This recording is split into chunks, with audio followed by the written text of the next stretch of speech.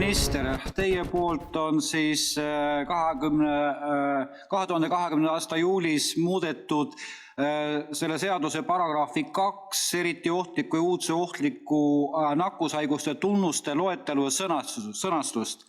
Nimetatud definitsiooni alla on võimalik paigutada täiesti kontrollimatul hulgal erinevaid võimalikke haigusi ning see redaktsioon, tähendab see paragrahv 2 sõnastus hetkel annab Terviseametile õiguse ebaproportsionaalselt piirangute ja sunnimehhanismide rakendamiseks kogu Eesti ühiskonnale.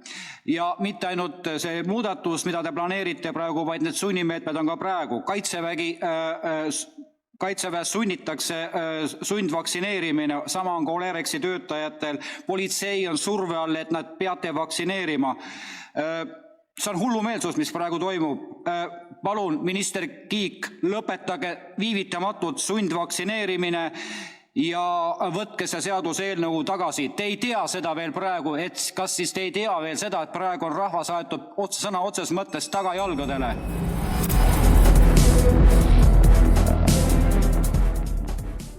Suur tänu antud kommentaari eest, et sellist küsimust tegelikult ei sisaldanudki, aga rahvast kindlasti ei tohi eksitada. Rahvale kindlasti ei tohi anda väärinfot, valeinfot, ei tohi inimesi hirmutada. Rääkides, et nagu seadusandja plaaniks midagi, mida ta ei plaani. Eestis on näiteks ka vaktsineerimine, nii nagu muud tervishoiuteenused. See kedagi ei sundvaktsineerita, selle info levitamine, sellise väitmine kahjuks on ebatäpne. Ja täpselt samamoodi, kui me räägime ka sellistest muudest hirmudest seotud seadusandluse muudatustega, korrakaitseorganite koostööga, need kõik küsimused on arutatud läbi ju tervisevaldkonnas, siseturvalisuse valdkonnas, justiitsvaldkonnas, andmekaitse inspektsiooniga, õiguskantsleri kantseleiga, laiemalt ministeeriumite vahel, nüüd arutatakse need põhjalikult parlamendis. Eesti on õigusriik ja õigusriigiks igal juhul jääb ja see konkreetne seaduse muudatus pigem just aitab seda õigusselgust tõsta, inimeste turvatunnet parandada. Et ma arvan, et see on igal mõistlik ja õige sellega edasi liikuda. Aitäh!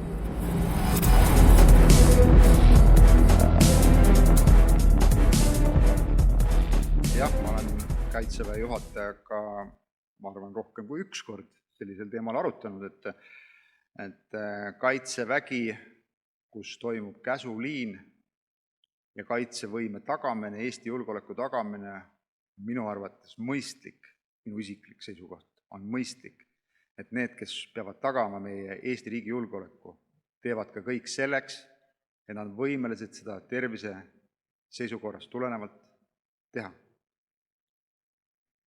Kas selline kirjalik käsulaud on alla antud?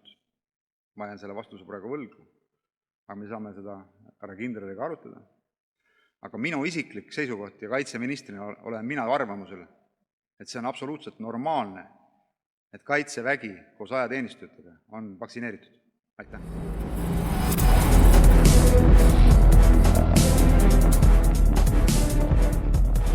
Siin eespool oli ka küsimus, kas vaktsineerimine on kohustuslik. Ainukene käsk, mida mina välja olen andnud, on see, et vaktsineerida tuleb kiiresti, prioriteetsete gruppide kaupa. Kui nendes gruppides on inimesi, kes ei ole vaktsineerimisega nõus, siis nad lähevad järjekorra lõppu ja me vaktsineerime neid kas hiljem, kui nad on nõus, aga võib-olla mitte kunagi. Me oleme Kaitseväes praegusel hetkel teinud riskianalüüsi erinevate ametikohtade kohta, kes peaksid olema vaktsineeritud. Nii nagu me saadame rahvusvahelistele sõjalistele operatsioonidele inimesi, kes peavad saama teatud vaktsiinid, ilma selleta me ei saada neid mitte kuskile, nii tundub, et omavahelise koostöö või rahvusvahelise koostöö läbiviimiseks on meil oluline, et teatud inimesed oleksid vaktsineeritud ka koroonaviiruse vastu. Mis tähendab seda, et tõenäoliselt mingil ajal me muudame oma ametijuhendeid ja vaktsineerimine ka mingisuguste viiruste vastu, sealhulgas koroona vastu, muutub nendel ametikohtadel kohustuslikuks.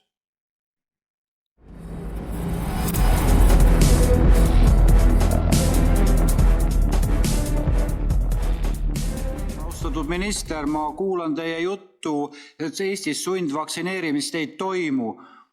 Mulle jääb arusaamatuks, kus maailmas te elate või kelle käsku te täidate. Eile siin samas saalis kaitseminister Kalle Laanet ja Kaitseväe juhataja ütlesid ära otseselt, et neil on kavatsus kutsealuseid hakata vaktsineerima. Sõjaväes kehtib käsk.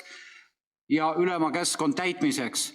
Mis puudutab hirmu produtseerimist, siis minu meelest mitte mina ei produtseeri hirmu, vaid teie peavoolumeedia kannab üle ainult koroonateemalisi uudiseid, nagu muu maailm oleks lukuks.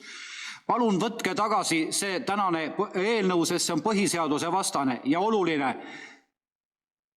Lõpetage sundvaktsineerimine, sest vastasel juhul ei ole mitte mina koroonabandiit, vaid just teie, Tanel Kiik, olete koroonabandiit.